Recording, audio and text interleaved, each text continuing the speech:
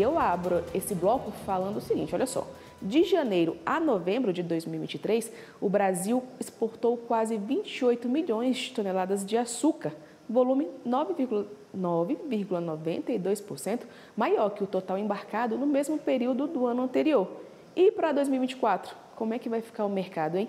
É o que eu vou saber agora com o analista de inteligência de mercado da Stonex, Marcelo Filho, que já apareceu aí. Boa noite, Marcelo, tudo bem? Boa noite, tudo bem? É um prazer falar com vocês mais uma vez. Obrigada. Marcelo, vamos lá. Primeiro, antes de começar a falar de 2024, eu quero saber como é que você avalia o mercado de açúcar em 2023.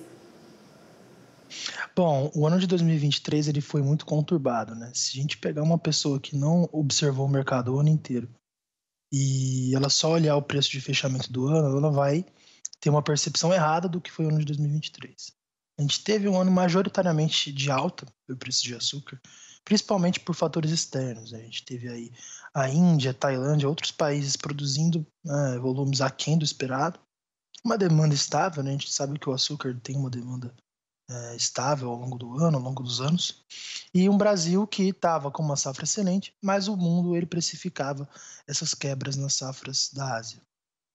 Porém, a partir de novembro e dezembro, os preços começaram a cair bastante. E é isso que a gente observou, né, no final do ano, desculpa, com uma alta, né, do preço do açúcar, mas uma alta menor do que vinha tendo, né? A gente teve uma alta que chegou a 27% ao longo do ano, mas que fechou perto de 3%. Então foi um ano positivo para o açúcar, principalmente para as usinas brasileiras, aí o Centro-Sul maximizando, né, o mix de açúcar, e porque os preços estão super atrativos aí para o produtor brasileiro que está em safra recorde no Centro-Sul. Certo. E agora para 2024, hein? Com tantas adversidades climáticas aí, né? O que a gente pode esperar para 2024? Continua nesse crescimento?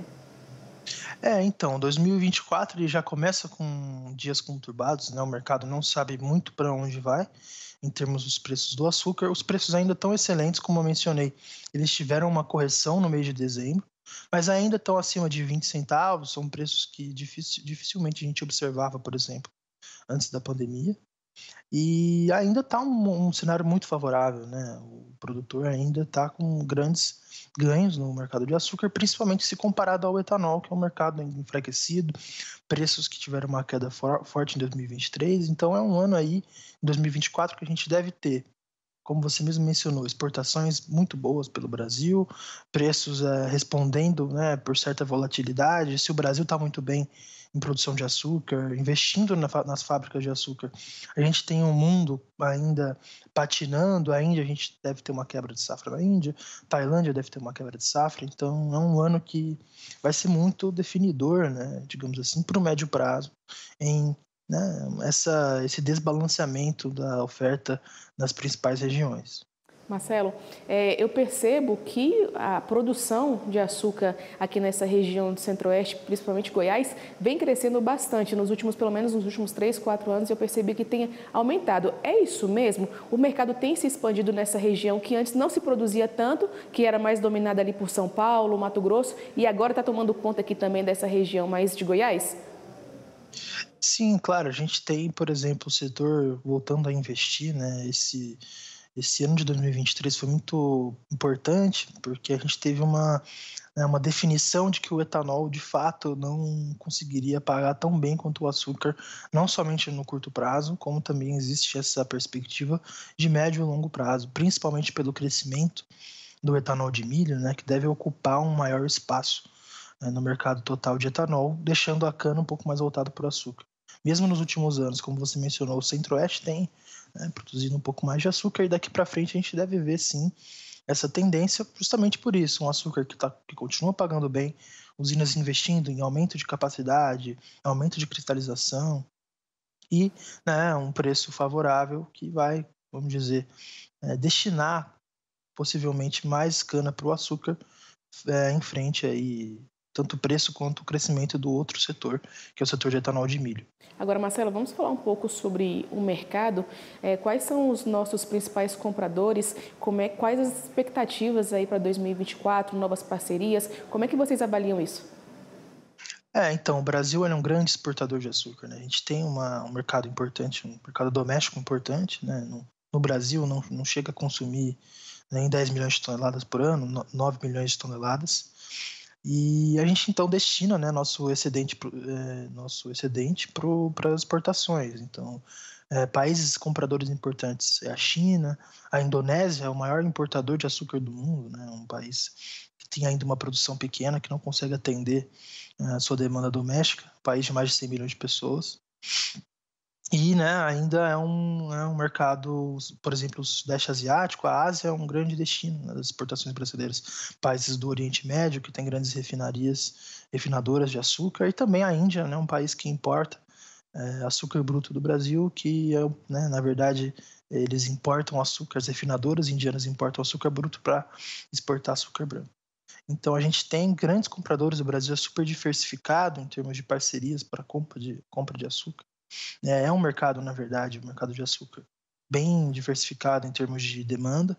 E o Brasil é o principal exportador, então ele exporta para o mundo inteiro, o que é muito importante. Se eu venho mencionando que o mundo deve passar por quebras e os exportadores no mundo devem passar por quebras, o Brasil deve cada vez mais ampliar essas parcerias globalmente para oferecer esse açúcar que vai estar faltando em face de uma safra muito boa. Safra 23-24 no Brasil é recorde, e a gente deve ter ano que vem não, né? Esse ano de 2024 já ainda com produtividade boa, com bastante volume de cana e um mix açucareiro cada vez maior.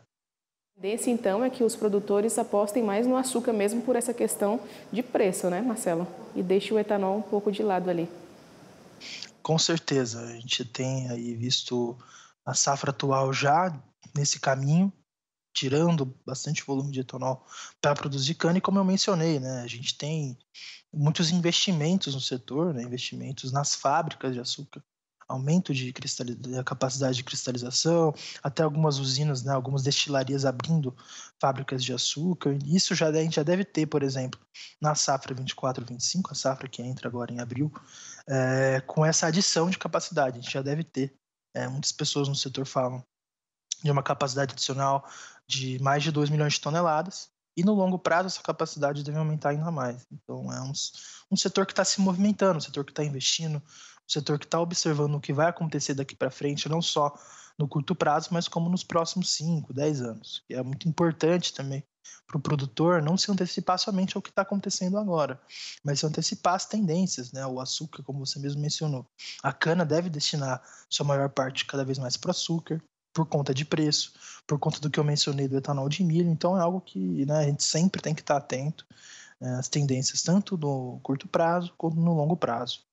Tá bom, Marcelo, muito obrigada pela sua participação aqui no AgroMais 17 horas. Até breve. Tchau, tchau.